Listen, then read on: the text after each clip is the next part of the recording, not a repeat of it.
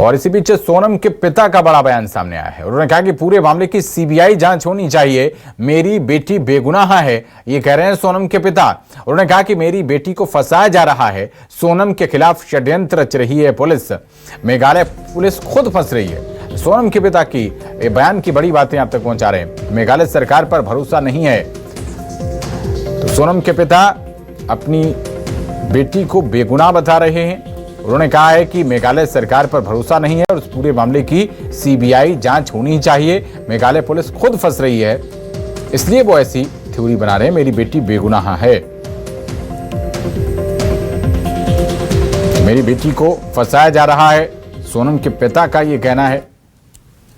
और मेघालय सरकार पर वो भरोसा नहीं होने की बात कह रहे हैं। उनका कहना है कि इस पूरे मामले की सीबीआई जांच हो और मेरी बेटी सोनम बेगुनाह है।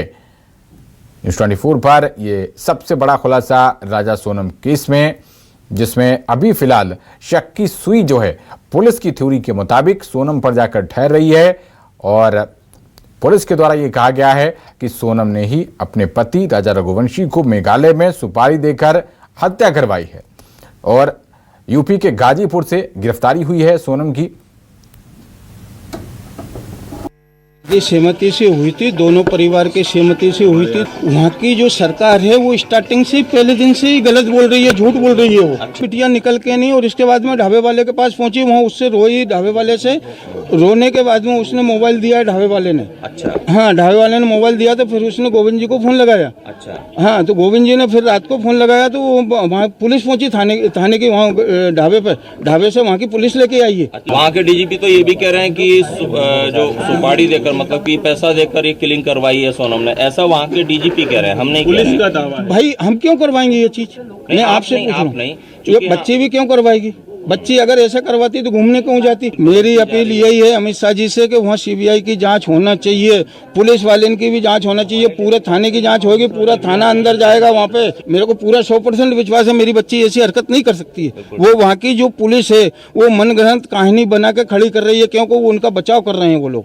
धन्यवाद है जो मिल गई है, तो लेकिन क्या ये तो वो भी दुख है और ये भी दुख है। अभी तो राजा के कातिल का भी पता पड़े। अब दुख तो है, मिल भी गई है तो भी हमको तो दुख ही, छोरा चला गया। बस मेरे से ये बोला कि मिल गई है और वहाँ मिली है और मैं जा रही हूँ, बस ऐसा बोला मेरे से। अब क्या गलत है क्या सही है वो तो अभी जो जांच होगी वो बताएगी, अब मैं क्या बताऊं। जब ये उल्टे इल्जाम लगा रहे हैं तो, और अब जो है वो तो जितना दुख घूमने का नहीं था उतना दुख है उल्टा सीधा का होएगा हमको। तो अब जो भी है वो सामना हमको ही करना है, इसमें भी और उसमें भी।